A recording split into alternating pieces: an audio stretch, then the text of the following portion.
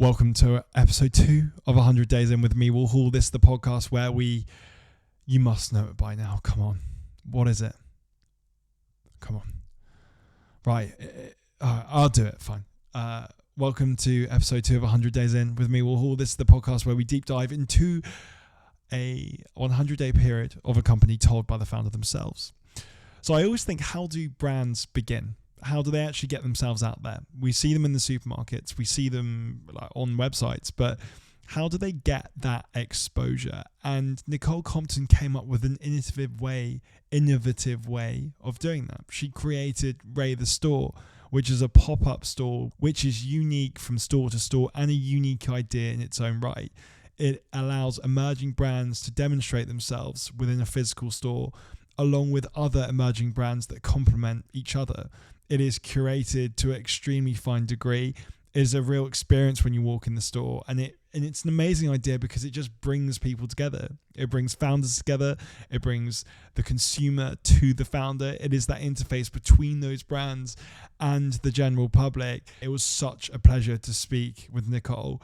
Rarely do I have a conversation, I blink and an hour and a half goes past. That was absolutely what happened here. So I'm excited for you to hear this episode. Without further ado, are you sitting comfortably? If so, let's get on with it. Roll the tapes. Anyone who might think like, oh, they've achieved X or they run a multi-million company, you would be surprised how open people are to support and share feedback. I'll tell you what, this is going to be a technique being used for customer retention. I went through a phase of like, should I get people to send an NDA and then I feel more comfortable talking about the concept.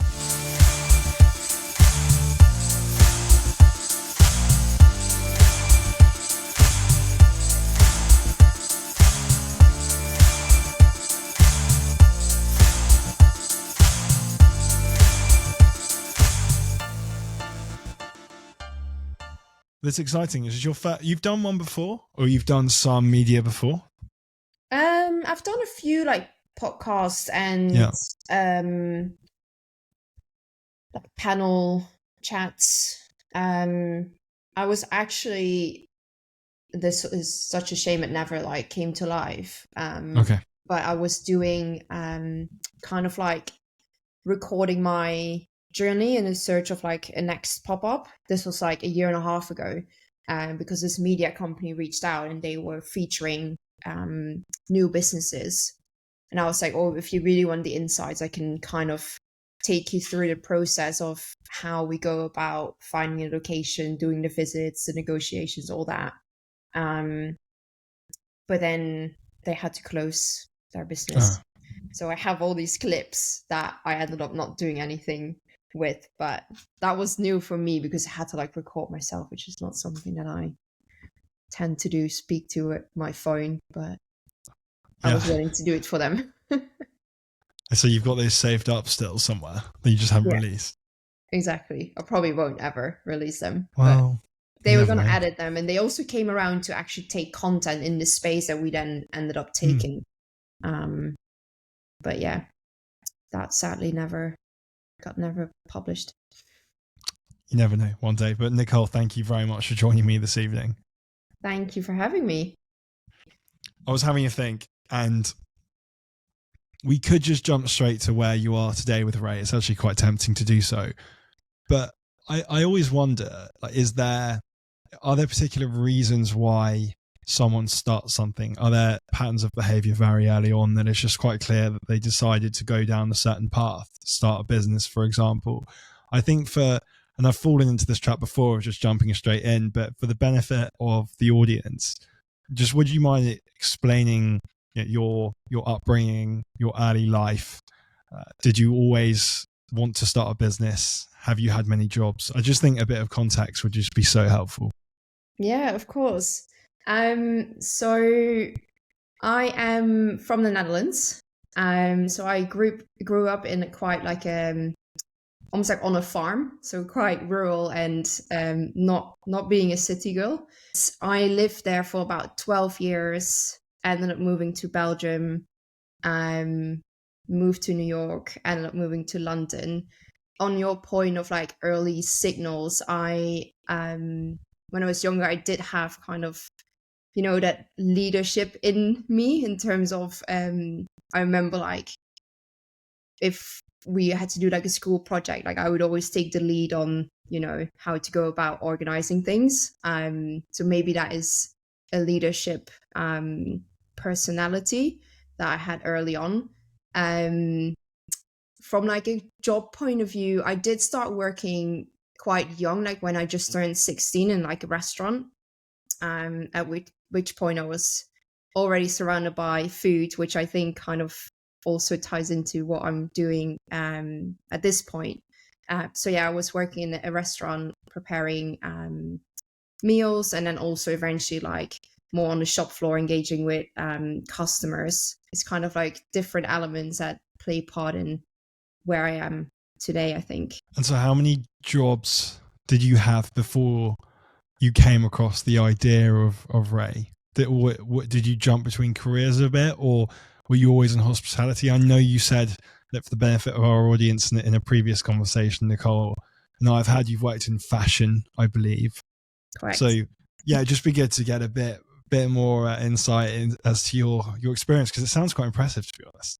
I studied communications in university, so quite broad from like a marketing point of view. And I always had the intention to move into the fashion space. But quickly, when I started applying for internships or like junior positions, I learned that the pay wasn't very high. It was a lot of hard work, long hours. So then I kind of eventually moved away from that. I've had multiple jobs in different industries, but I do think all of them kind of tied into what I ended up launching myself. And to come back to your previous question, I never had the intention to start my own business. So when I moved to London, I started a job with a property agency who was developing a new app. So I was part of kind of like the customer journey online and how to bring the app to life and how to promote it, and kind of like the entire like user journey as well. And then while I was doing that, which was obviously more like marketing related, I found myself being very interested in food and health and fitness, and was following a lot of brands on Instagram or like influencers, at which point I was kind of like, okay, maybe that is an industry that I would want to move into, because I was learning a lot about, you know, how certain foods bring you energy or like clarity or improve sleep, and like just doing a lot of research because I was very interested in all these different topics and almost like experimenting with how different products would make me feel.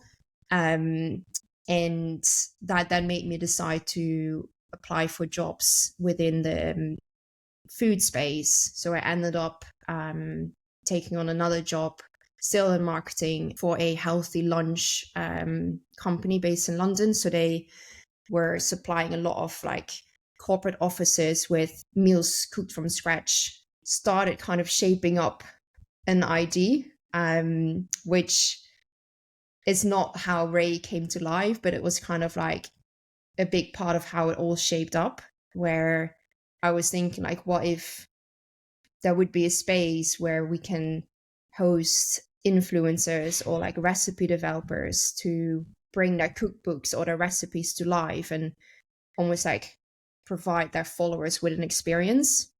Started looking into how that would work from a rent point of view with commercial real estate, and quickly realized it's quite expensive. Kind of over time pivoted into like a multi-brand store, while at the same time having a full-time job at a luxury like high-end coffee company, also based in London. At which point I was doing still marketing, launching multiple locations with them, as well as an e-commerce channel, subscription offer, being part of the packaging, design and development of their first like own branded coffee range. So it was, yeah, I guess my background has always been marketing and being part of that kind of like in-person customer facing element as well, not just purely online, but at the same time keeping in mind my personal interests in anything like health and well-being related, and being an active user of social media. There are a couple of bits that stood out there. Do you think the natural inclination to leadership, and you mentioned like from an early age, even at school and taking on projects, did that stay with you? So doing akin projects within marketing or certain situations, did you often find yourself taking the lead on things, or certainly driving ideas forward and trying to find solutions yourself rather than just relying on others? I think it's safe to say that I always had like quite like a creative mindset and like coming up with ideas and approaches. I did at some point struggle with like, and I feel like a lot of people in marketing might struggle with this, to really get the benefit across, because sometimes, or in a lot of cases with marketing, it's really hard to like, see direct results, or if you spend X on a campaign, this is the outcome. And it sometimes it kind of like blurs, and it's part of a process, and it might take months to years to kind of get to an endpoint. So it's not like instant success. For example, one way you can track it obviously is with like ad spend on social media, and then seeing the results at in terms of sales revenues. But with a lot of like larger projects, it's quite challenging to define success and like put I guess KPIs in place to and hit like targets to hit. So I think I did have a lot of ideas and still do, but I did get to a point where I found it quite challenging to sometimes get it across to my bosses at the time what the intention was and what the longer term benefit could be for the brand or the company. So I feel like as you change roles and positions, and I guess also people that you work with, you obviously learn and grow. But my personal development, at some point I did feel like I didn't hit like a wall, but there was definitely a point where I was like, okay, I need to like find a way to communicate myself better and like shape up these ideas in a way that it becomes more clear what the purpose and the intention and the longer term vision is. Yeah, I was just thinking through that live as you were saying it, because you're right. If you're part of a company and you're giving one set of ideas, I mean, that can get so easily lost. But even if, I suppose the idea does get taken on, as you say, it's quite hard to measure success. So that, it's not, I suppose it's not clear along the way, and that could be one of the benefits in starting a business. If you do have strong ideas or want that direct feedback from your decisions, would you say that that's something that you can get more if you start your own company? It's a great question. And my honest answer to that is, when it's your own company, you play with your own money or the money that you might raise. So there's an element of risk involved in terms of being mindful of how you spend your money and how you want to see, I guess, a return. Whereas when you're in a full-time position, you might be a bit more like test and learn, and feel a bit more free, rather than thinking about every pound you spend, essentially.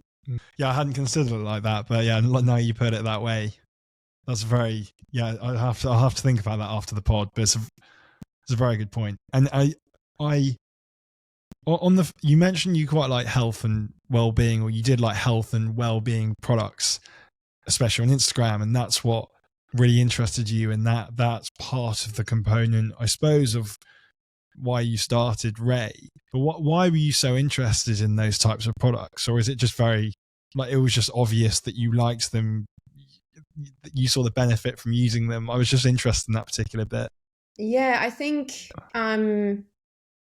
growing up like around social media, and I guess also because big part of marketing is social media and like what you put out there and how you communicate a brand. And then obviously the entire kind of booming of influencers and online campaigns using people with a following. I think it was kind of a mix of that professional use of social media, but then also my personal interest in just being keen to learn more about health products, or if you do yoga versus HIIT classes, or breath work or sound bath, like how does that kind of impact your daily life. And I was just thinking through some of the stuff earlier, Nicole. You've given some of the components as to why you wanted to start Raye. I think the point around leadership is certainly a good one. People that start their own companies want to be accountable for their own actions. I think the trait of leadership, in my mind, clearly plays into that. And then you've also talked about your, I suppose, strong interest, and we went off on a tangent, talked about cold showers for a while, but your interest in health products and well-being products, and your ability to consume those on Instagram. I think they're some of the components for sure that maybe explain why you started Raye. But I wanted just to focus on the period where you first thought of the idea, or even the bit before where it's sort of coming together and you have that moment where you think, oh, that could work. And I'd just like to focus on that. Was that a single moment where you thought, okay, actually, this has just struck me. This is a great idea. What about having a space where I can demo other brands that I love and introduce the public to them? I'm like the interface between those products and the public. Was that a single moment, or really an evolution over a couple of months? I just want to go in on that point.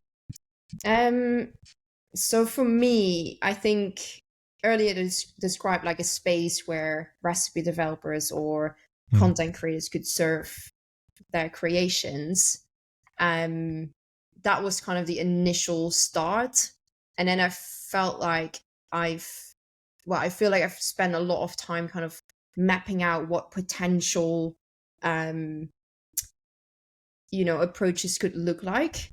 So I then went into like, what if we would have a blank canvas, like white box space, and we invite one brand at a time, and they can take it over for their own activations, and it's fully branded according to their brand identity.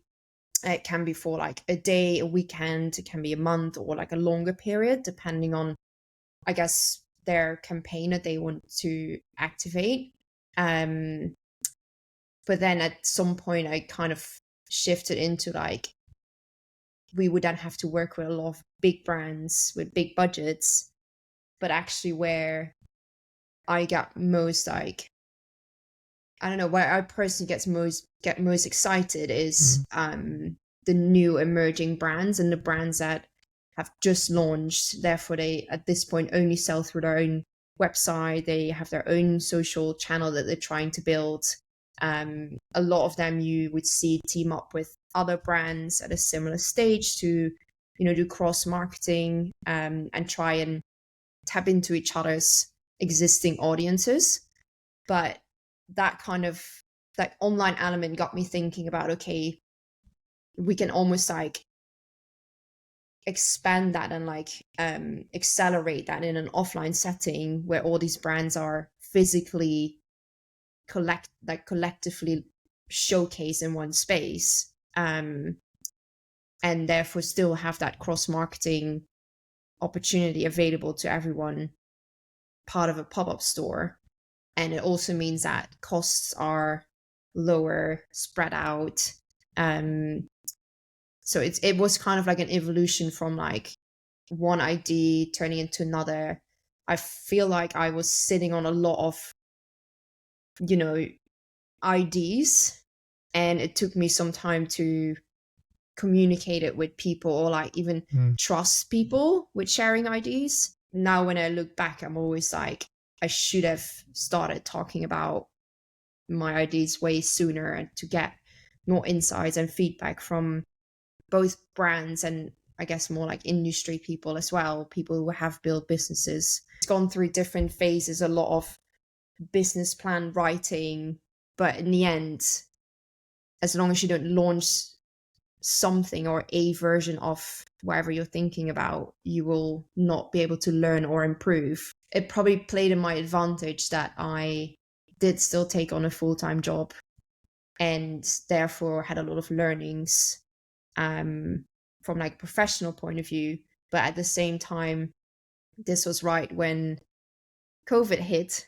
And if I would have started raye before COVID, that would just not have turned out the way it currently is kind of shaping up, because taking on a space, because I was actually thinking about taking on a permanent location, and then COVID hit and I was like, oh, like if something like this happens again, it's really challenging with having a physical space that you then have to shut down and or like keep closed for a number of months. And that's also where then the pop-up concept came in. Like if we do temporary stores, we can move around, we can learn about different areas, different seasons of like seasonalities of trading. The concept shaped probably over about 4 years time, I would say, before I actually did the first trial pop-up. And you had a job for most of that period, is that right? And how did you... So I've had some founders, or a number of founders actually on previous episodes, that have also had a job when they started their business. How did you deal with that? Was it really tough and you were just working all the hours you could and you were tired the whole time and it was actually really hard?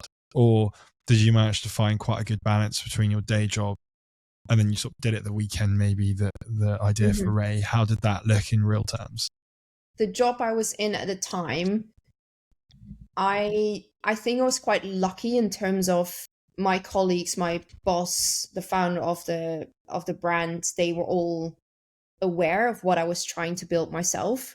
So I never applied for a job.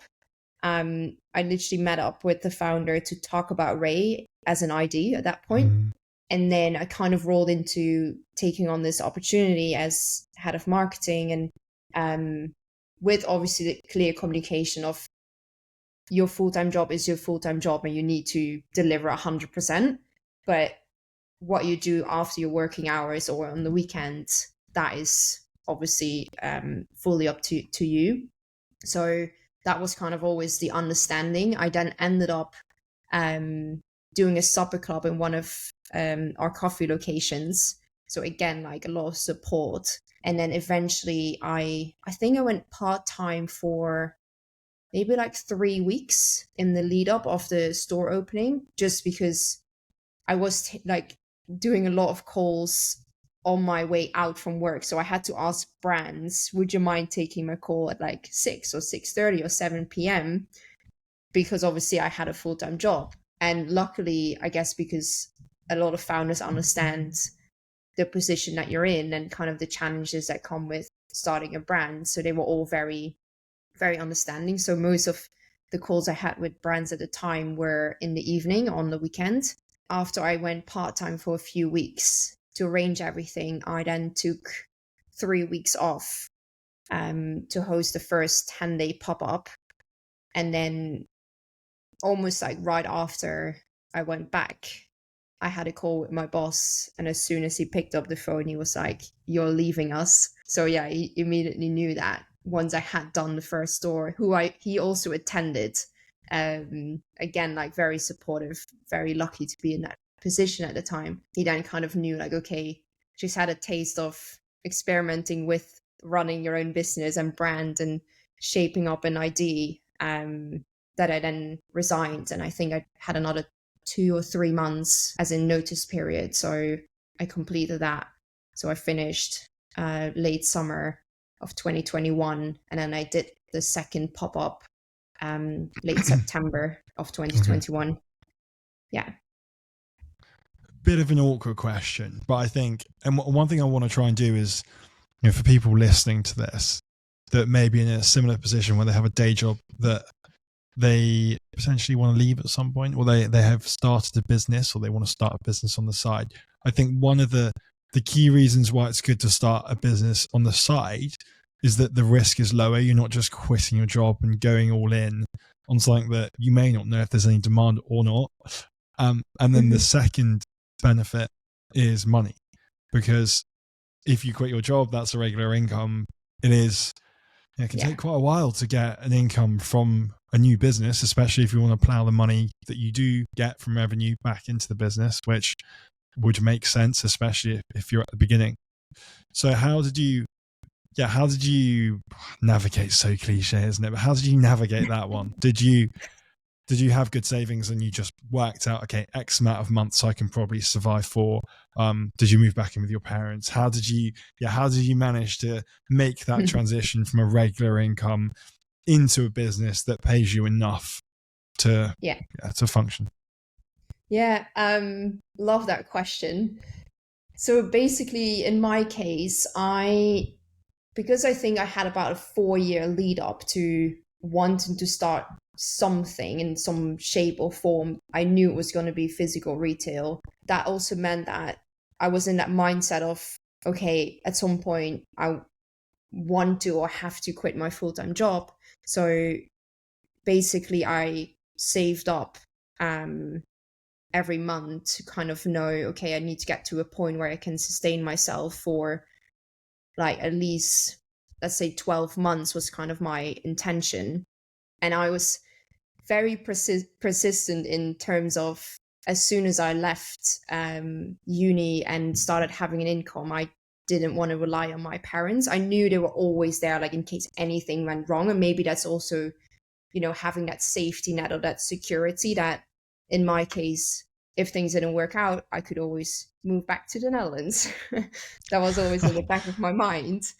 But I also was very driven in, I want to make this work and I want to prove to myself, and maybe also to an extent to my parents, like, I can do this, like, I will figure it out and I will work my way through challenges. So I essentially, during my full-time jobs, I would save up, knowing that I had the intention to quit my job and fall like out of a full-time income. And also after probably about like 4 years having chatted about this potential concept to my parents, they then essentially were like, okay, if it really comes to the point that you would need to use some of your savings, in terms of, I had my own savings from my own full-time job, so that felt really like my own because I worked for it. But then with the conversation with my parents, I was like, if I need to use kind of my additional savings, we agreed to a percentage that I could use. And I'm really happy to say that I never had to touch that. I kind of figured it out on my own, quite, intentionally, but at the same time, I wouldn't definitely not say it's been easy, because you obviously hit a point where it's just like, oh my God, how am I going to do this? How is it going to work out? So yeah, it was a combination of saving up, but also knowing that if anything would go wrong, I had a safety net or had the option to move back home. But I continued just sharing a flat at the time, and managed to sustain myself without an income for the first months of launching raye. Yeah, I mean, drivers are really important, aren't they? I'm sure at the back of your mind you were thinking, I don't want to use these extra savings. I want to prove to my parents that I can succeed on my own and I can live from this idea. That must have played quite a big part. My parents, like, they used to run a gas station, quite niche. But I think growing up surrounded by, they were working long hours. Like, we would always have dinner together, but then sometimes if, it was the start or the end of the month, they had to like put in extra work in the evening. So I think also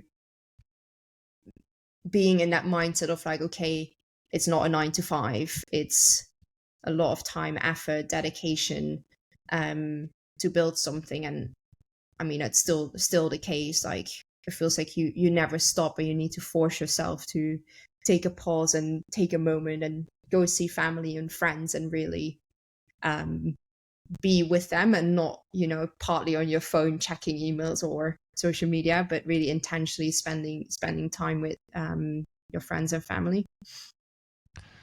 In the context of the first 100 days, so I was reading through your points earlier, and you've mentioned one in a way, but I want to pick up on it further. So you said, please correct me if I'm wrong, you said that one of the things that you wish you'd done sooner was talk to more people about your idea rather than keep it closely guarded.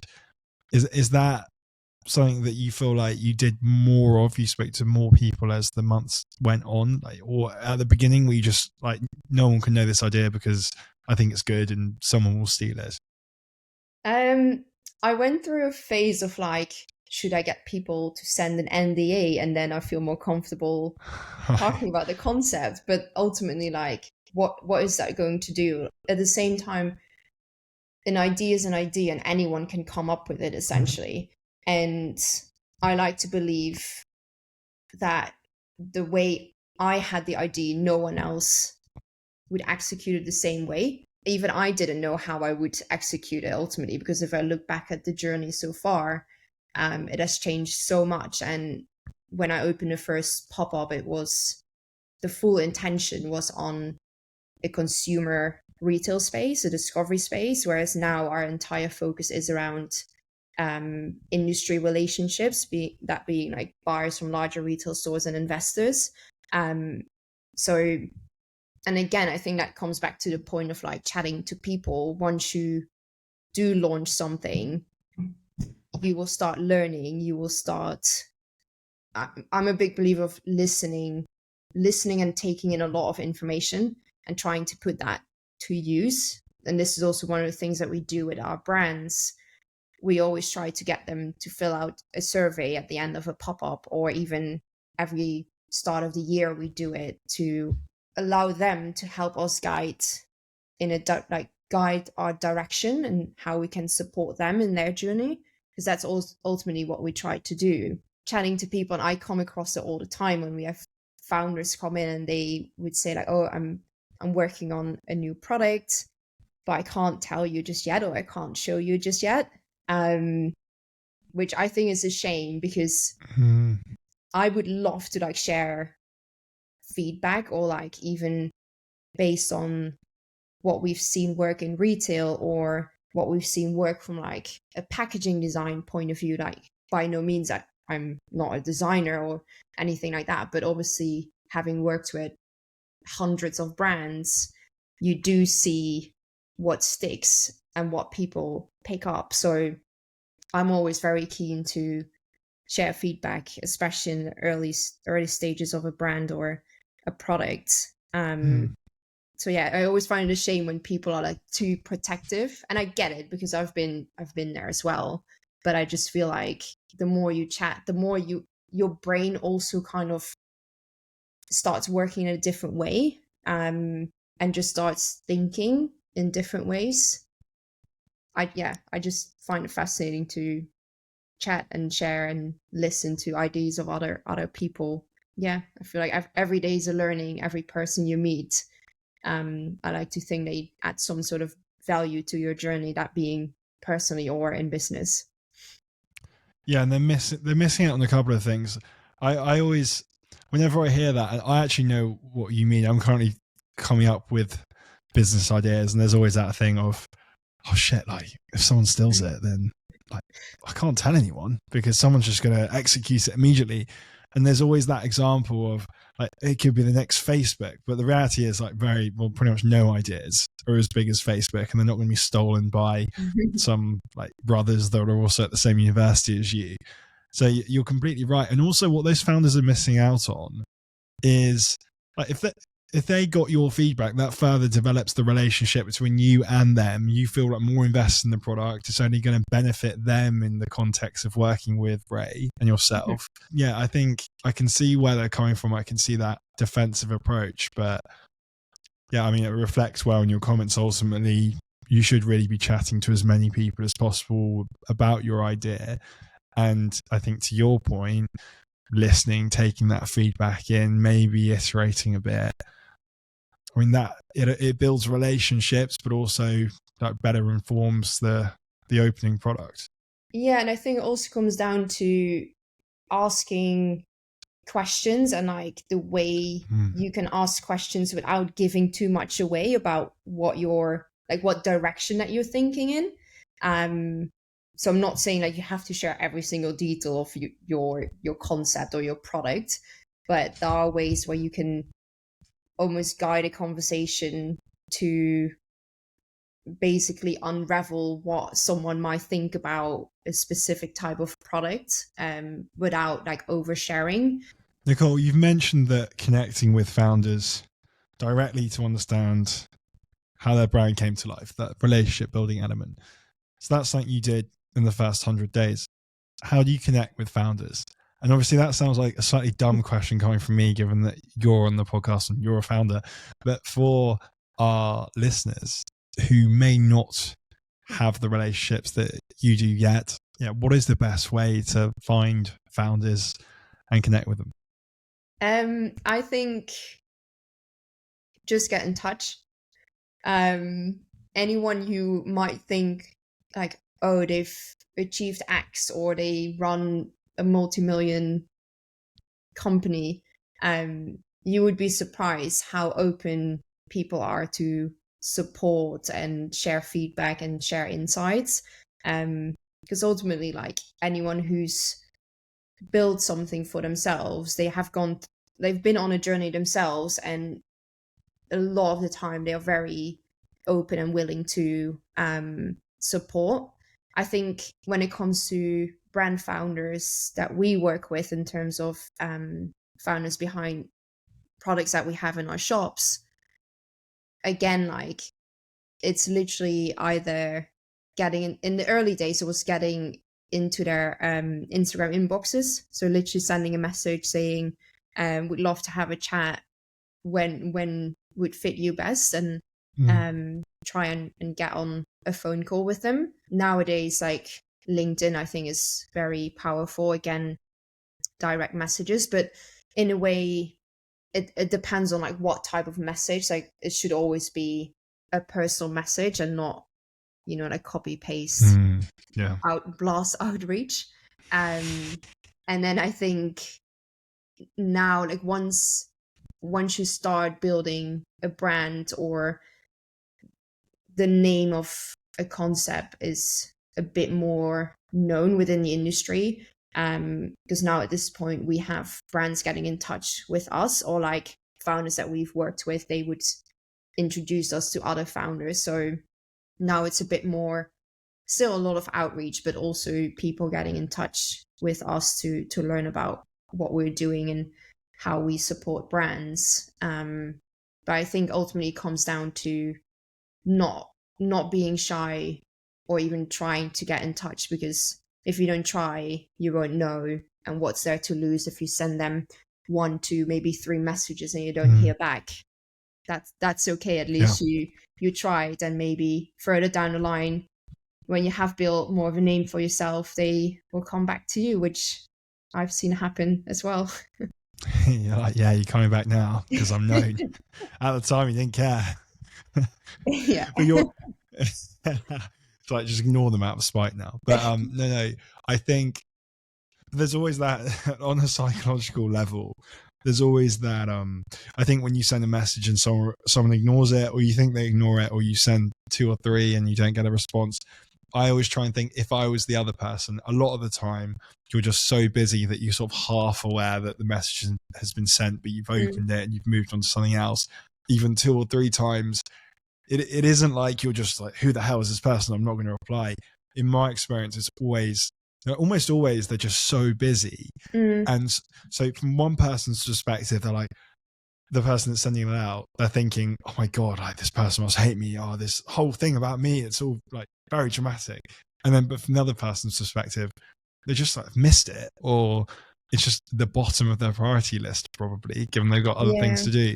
So that's always the way I think about it. So it lowers the self-imposed embarrassment, because if you just think from their perspective, it's not a big deal at all. It's like irrelevant almost. Yeah, and sometimes, like even I do this, I would open a message whilst doing something else, and you just forget about it, or you put it, I forget to put it to unread, and then I'm always happy if someone then follows up, so it comes back to like the top of my inbox and I can pick up on it when I do have a moment. But even like I do try to reply to all messages, like even if it's saying like, oh, it's not for us at this point, at least, because that's also what I appreciate with a lot of industry people that we work with. Like if they're not interested at this point, for example, in investing in a brand, they also always give us like 3, 4, 5 bullet points of why, and then we are able to feed that back to a brand as a learning. So I think there's a lot of value in, you know, even if it's a no at this point, explaining why.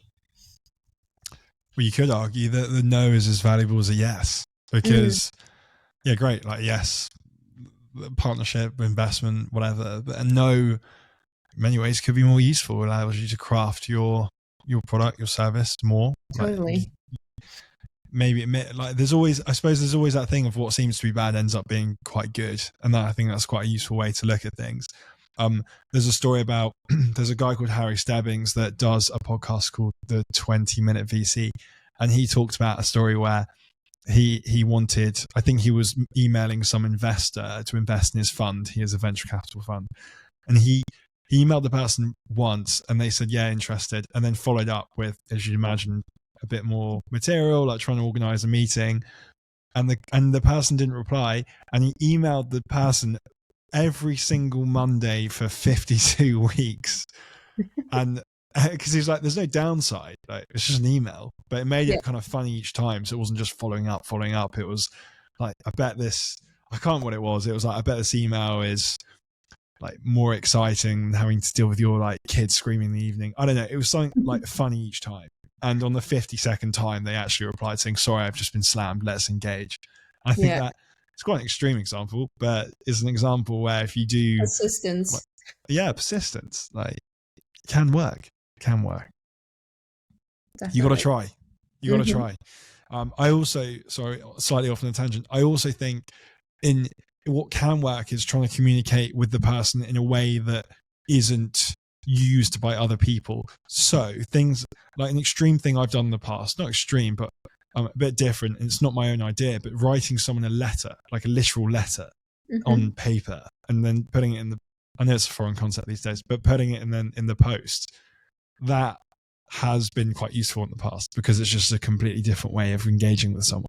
I'll tell you what, this is going to be a technique being used for customer retention that will be coming up soon, because we already have seen it happen with a few brands going back to physical letters. Really? Yeah. I think it's great. Yeah, there's like a certain poetry about it, and it shows like more meaning because it takes more effort, whereas an email you can just create in about 2 seconds.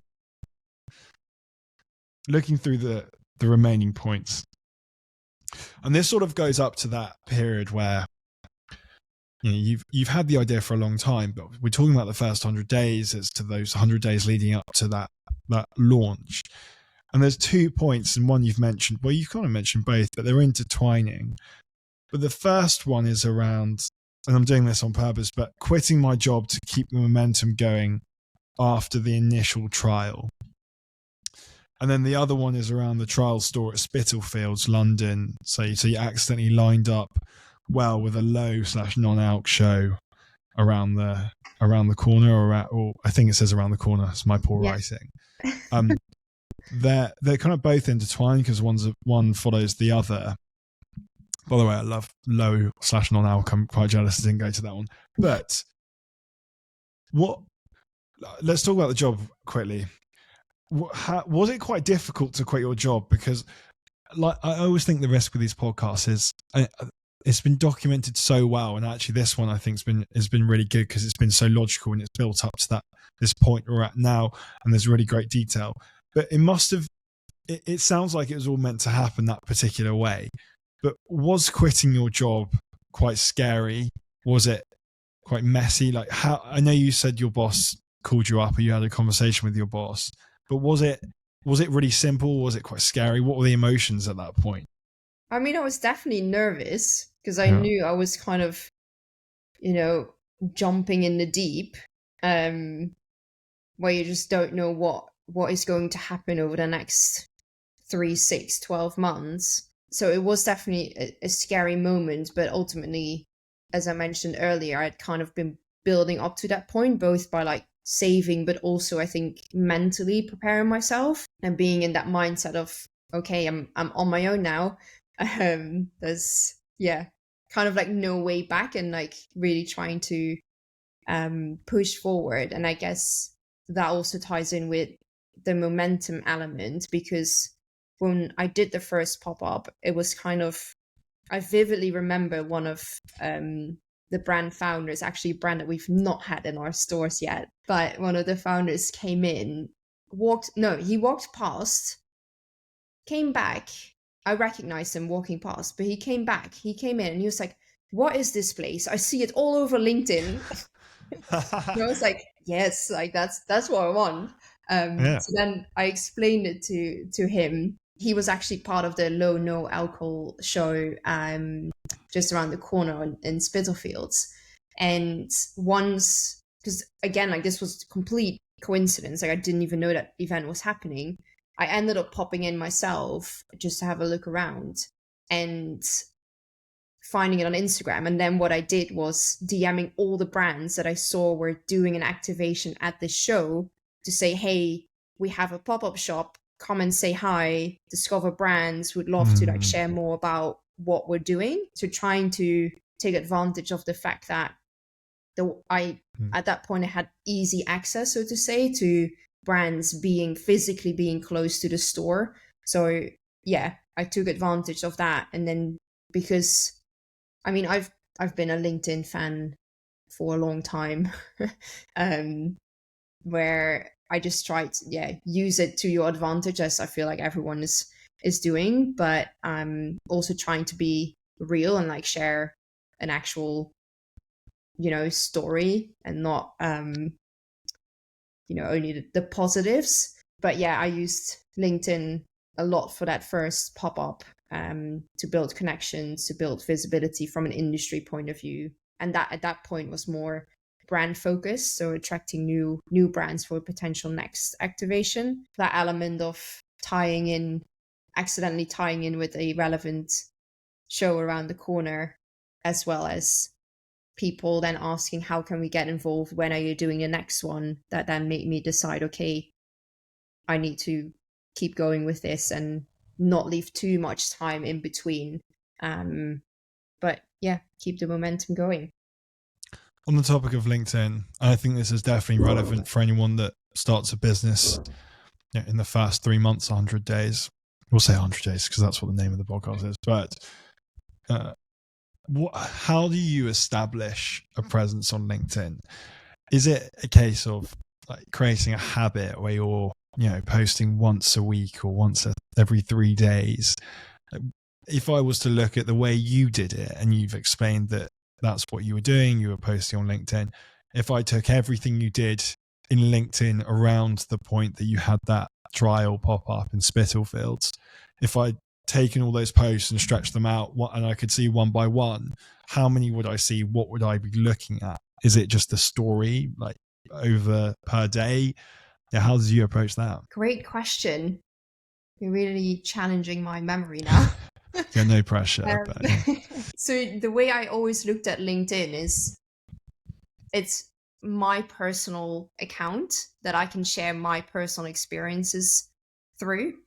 But then on the flip side, having a company account as Raye, where it's more about the brands. And I think the fact that I could use LinkedIn as me as a solo female founder at that point, running the entire 10 days on my own, occasionally had friends come in to like help out for a few hours so I can grab some food and like sit down for a moment. But really, like, even putting my phone on a shelf to take a photo of me, I don't know, unpacking boxes or doing something in the space, or, like putting products on the shelves to almost show the behind the scenes. And then at the same time, also what I did at that point was highlighting the brands that we had in that pop-up, which I think, if I'm not mistaken, were 52 brands across food, drink, and wellness. And I would highlight them. And this was even prior to opening the 10-day store, because ultimately you want to avoid posting multiple times on one day, but kind of leading up to the opening to feature brands that were going to be available in the store, as well as the founders behind those brands. So again, like targeting the brand company account, but then also the founders themselves, who would use LinkedIn as, also their storytelling platform. And that same went for Instagram, where it would be promoting brands who would then cross share what we were communicating about them as products and founders and their stories, and therefore then create visibility through the brand's own channels, which is still something that we do nowadays, where all the brands collectively do an announcement that they're part of a next raye pop-up, to kind of, have a bigger impact and like visibility of a new store opening. So I wouldn't say I had like strict times a day, or like I had to post every single day or 3 times a week. I know there's benefit in having a structure or like posting frequently, but so far I've been more like organically posting whenever I felt like I wanted to share something. But it is interesting how personal stories and photos of me at a new pop-up tend to be popular, because in the end, like, people connect with people, and essentially that's what we are all about as well. So yeah, LinkedIn is definitely a tool that I try to use as much as I can and feel comfortable with, because sometimes you get so overwhelmed with reading success stories of other brands that you almost feel like you're behind, or not doing enough, or not achieving enough, or that pressure element. So trying to balance that with, keeping my own realistic view on what is going on and what is the right timing for me. Yeah, that's interesting, the people connect with people thing. Because you see now a lot of posts where there's like someone does the post and there's a bit of a hook to the beginning, and then at the bottom is a picture of them or doing something. And so that, I suppose, is why that's in there, because then people love just the visual, and that, I suppose, draws people in more. Were you doing everything yourself at the beginning, because you are a sole founder? Were you doing the social media? You mentioned you were doing a bit of behind the scenes. You would take pictures as you would be unpacking boxes. Was that all yourself? It was all myself. Wow. Maybe it's because obviously my background is in marketing, and even before I launched raye as a brand, I used the same Instagram account that I then changed the name of, as a place where I was sharing recipe creations, not ones that I would make myself, but going back to influencers and content creators, where they would post a simple, healthy recipe. And what I would then do is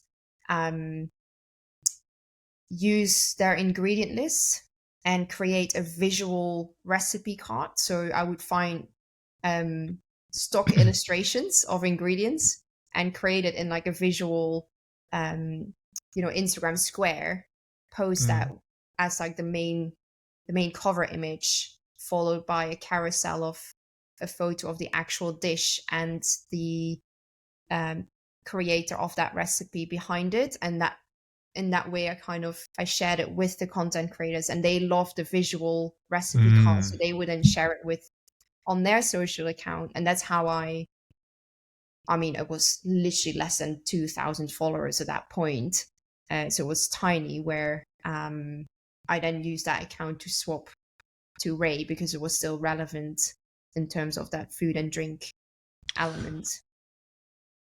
That's so clever. So you were sending these influencers, I suppose, like souped up, enhanced versions of what they'd put out there. Yeah. So then they would share it, and people would see that it was you that created it and then follow you, and then you switch the account around to Ray. And so these people then will automatically be following Ray, but it's kind of fine because it's a very similar reason to follow someone. It's a related topic.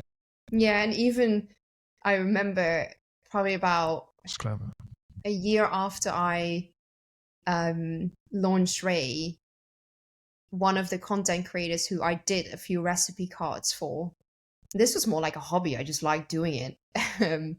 She was like, oh yeah, I remember your account, you did all the like visual recipe cards. And I was like so amazed that she remembered. She has like 40,000-50,000 followers, and I was like, wow, even me being so tiny and doing this as a hobby at the time, she was kind of impressed by it. And like it was stuck with her in terms of that visual recipe card. One of the first points around getting in touch with founders and just people to bounce the idea off, a great way of I suppose inducing people to reply is if you give them something and you're not necessarily asking the whole time, you're giving them something for free. I think that's also a great way of engaging with people, because again, 9 times out of 10 an email is going to be someone wanting something from you. So it's quite, I suppose, refreshing if you're giving someone something and they're just like, oh wow, like that is like very useful. It's a very different reaction. Definitely. It's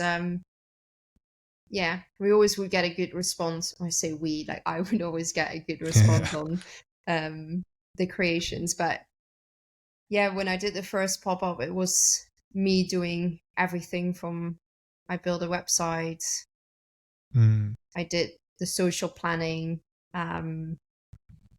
the content creation.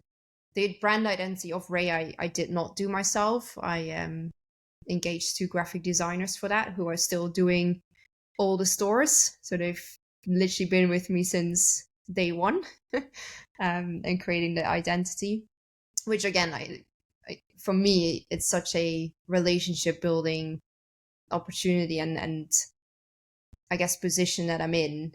And I also like to, take people on a journey with me and show their like appreciation for what they've done for you at the early days, where in this case they took it on as a portfolio project to help building the identity for Ray, at which point I didn't pay them, but then obviously over time, as they stayed involved, they have been paid. Yeah.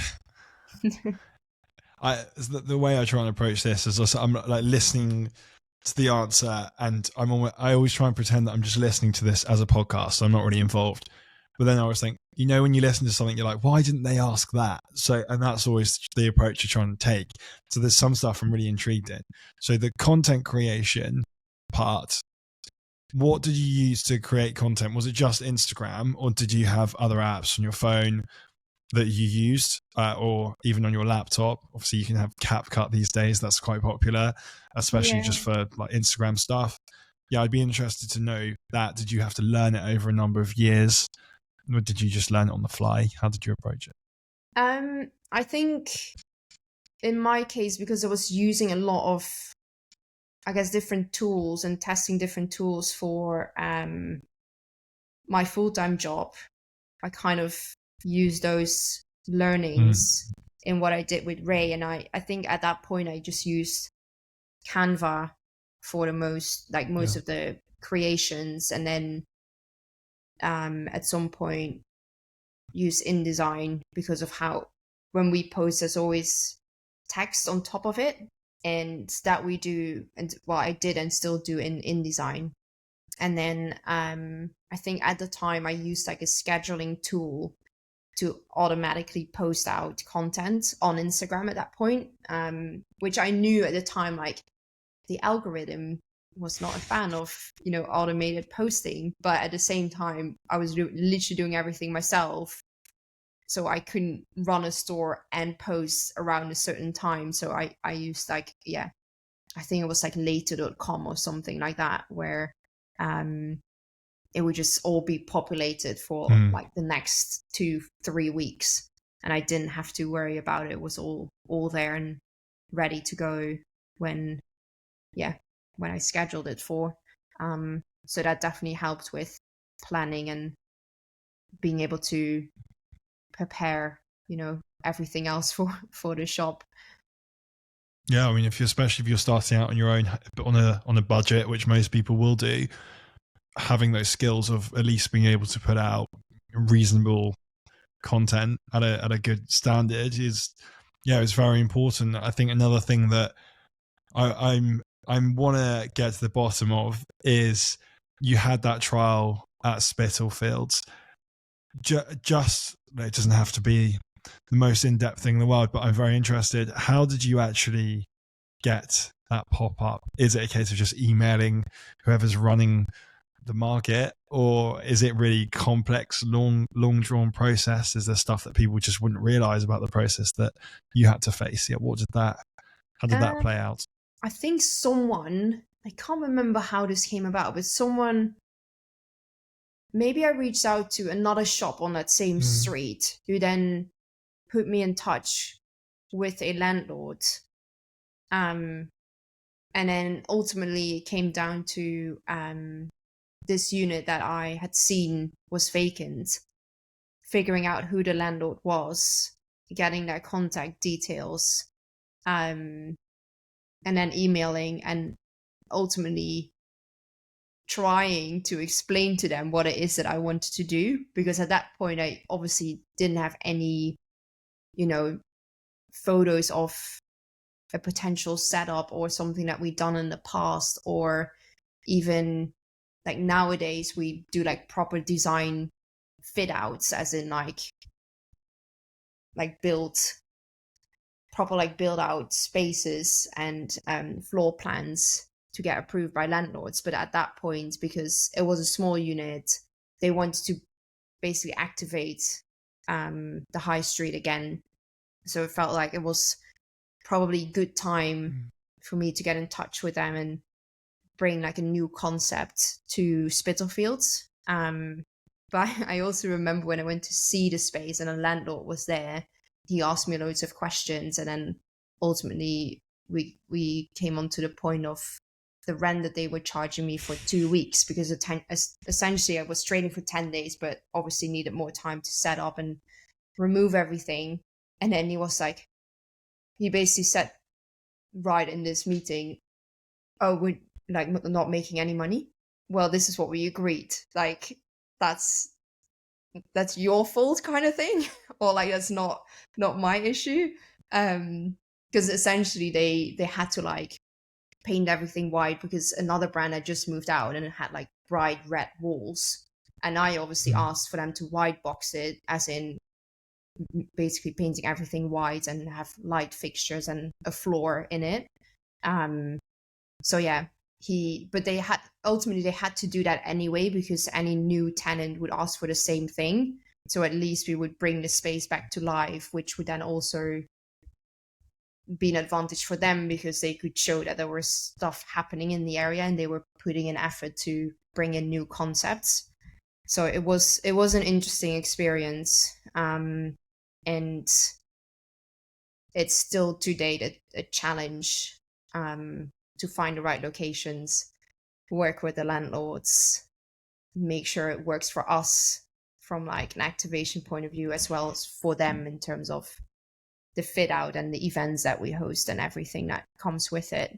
So yeah, I think the timing of the first pop-up probably played in my favor, it being at that point just out of lockdown and a lot of vacant units that they wanted to rent out and host activations in.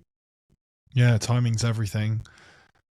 If you don't mind me asking, so you have on one side of the ledger, you have the rent that you need to pay over, I don't know, like 2 weeks, as you say. Obviously, you're open for 10 days, but you need to set up either side and take stuff down. And then on the other side, are you taking a cut of what some of the brands that are coming in are selling, or you're doing it all for free and you're just taking a loss because you're trying to build your name up? How did you approach that fast trial pop-up? So essentially, it's always been a marketing exercise for brands. Yeah. So that's how I also approached the first pop-up, where rather than putting, I don't know, £20 a day on a social ad, you would spend £20 a day to be in a physical pop-up and have people actively discover your brand and be part of a community and cross marketing and selling products in a physical space and gain learnings that way as well. So yeah, that again, it comes back to a multi-brand store and spreading out costs across multiple brands who want to be part of this type of marketing activation. And that then helped us cover the rent, because yes, it's rent of a space, but it's also rent of fridges and freezers sometimes. And nowadays, like staffing and, you know, everything else that comes with it, PR activation. Sometimes it works out, sometimes it doesn't, in terms of negotiating with landlords, because that's probably the most challenging part of what we do with moving locations all the time.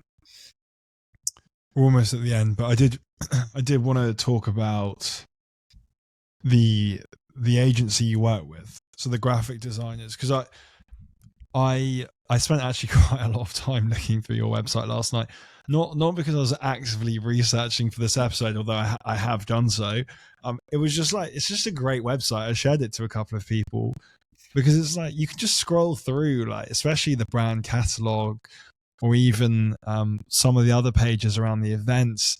Like even just the text, even just the this is kind of topic. Even just the cursor, I was like obsessed with, because it's like the thing. Like this isn't even going to make sense to anyone listening to it. Go to the website and find out for yourself.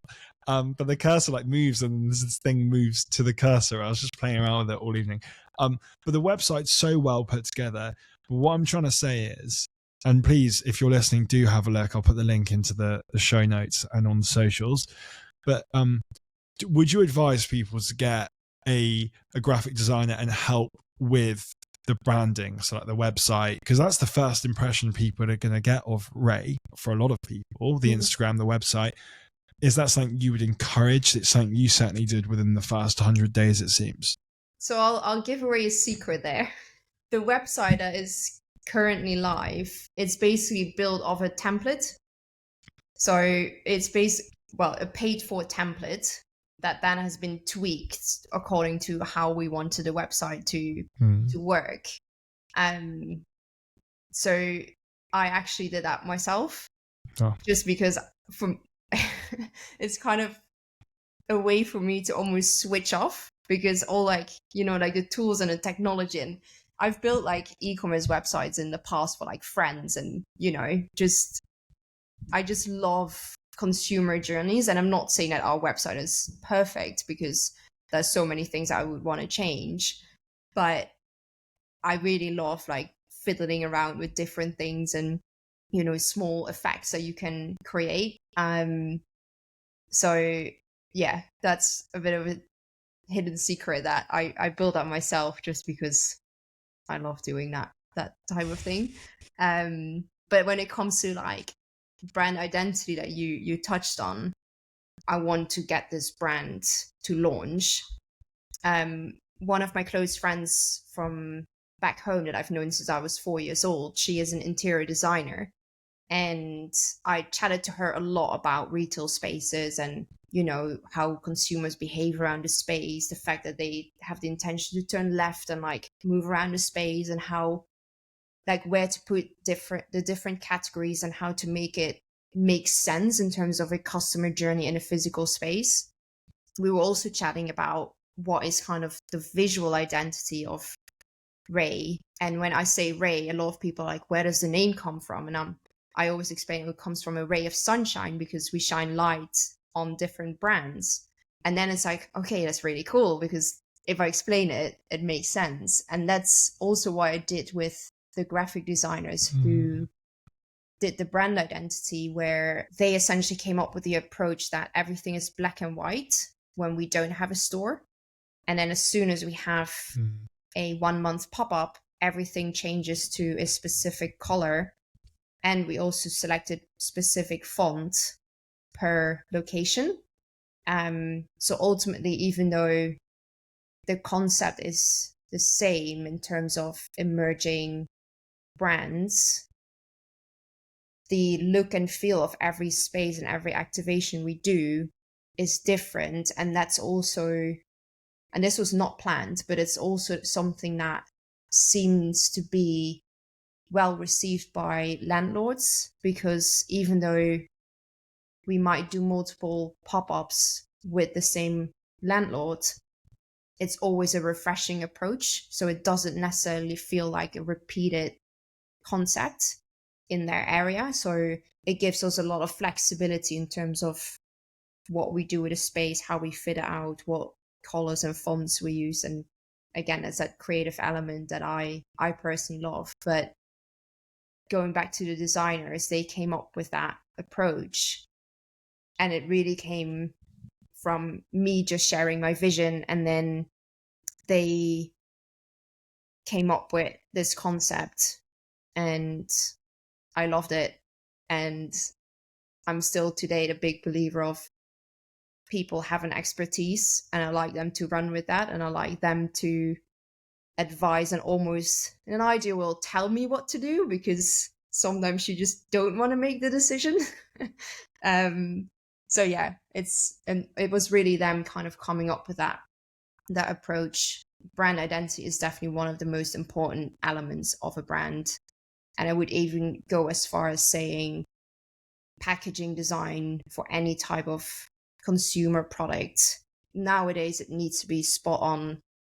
I'm not saying it will ever be a finished product, because I think as soon as you launch something, you will again have learnings and listen to customers and make changes and improve. But ultimately, you sit on a shelf and your product needs to speak for itself and stand out in order for someone to grab it off the shelf and wanting to read more about it on the back of a pack or a can. So brand identity, like I remember being on a panel and someone said, if I had £100, I would fully put it into brand identity. Like any kind of money that you would have, put it against brand, because ultimately that's what people see and how they connect and how they get intrigued by picking up a product. What would be very useful, and that's so interesting what you say about brand identity, because I didn't know which way you were going to go when I asked that question, but it seems like it's integral to Raye. How website for our listeners? What website builder did you use? Did you use Wix or something like that, or and then also the graphic designers? Feel free not to share, but if you I would wanted love to I share. think, yeah. No problem. Sorry, because they actually only recently officially launched their own studio, so they were still like in jobs themselves and then doing projects on the side. So it's called Studio Boric. I sent you a link. They're based in Germany, so I have never met them in person, only on video calls. And they've also never seen a Raye store in real life.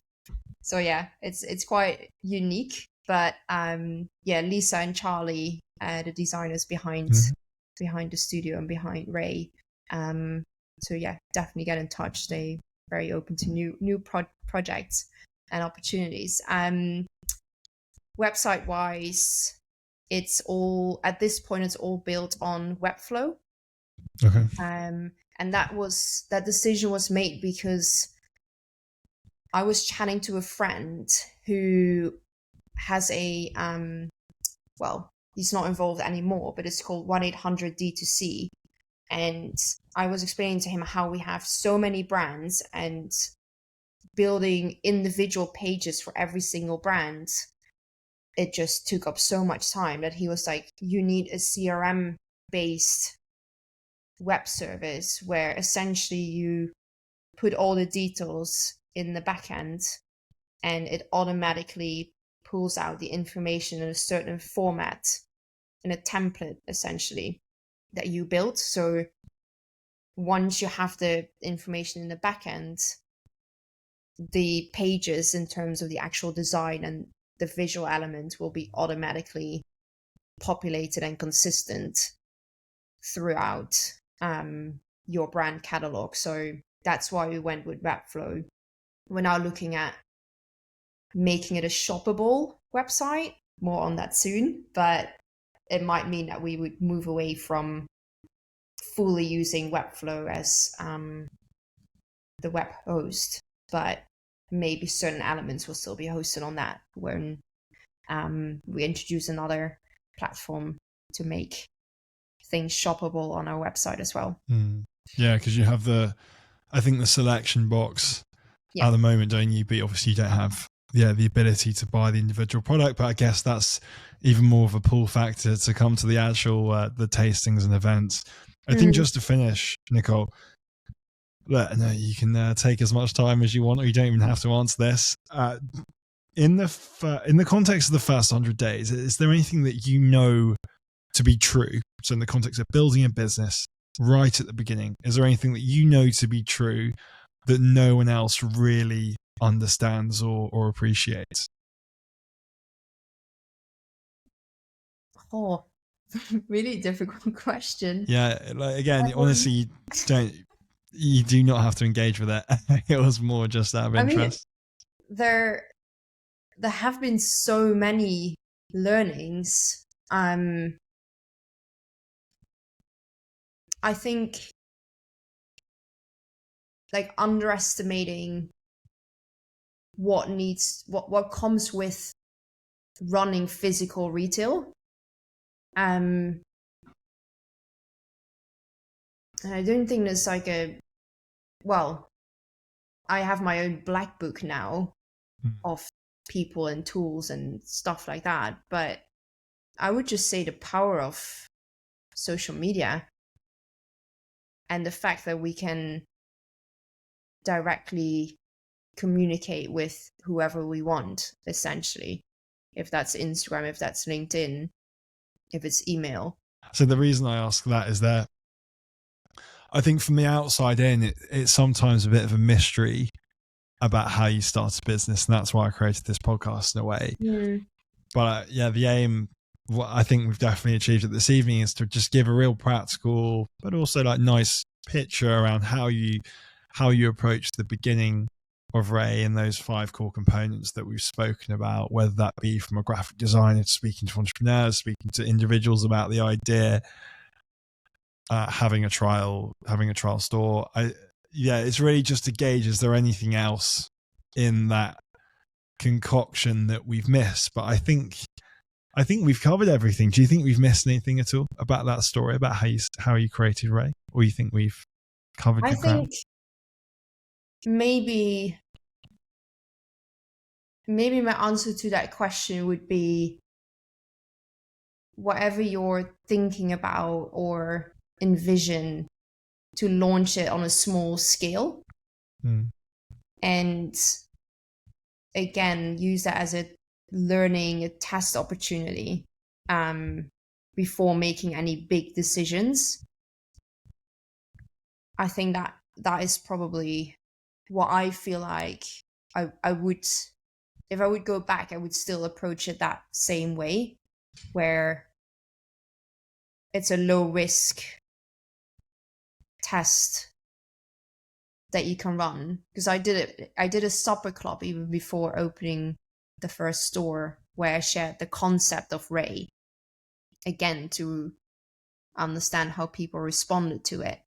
So I think maybe it comes back to chatting to people, learning, listening, which I think is just one of the most valuable parts of shaping up a concept and an idea, and something that is just ever evolving, because I feel like nothing in life or in business is a finalized, finished product.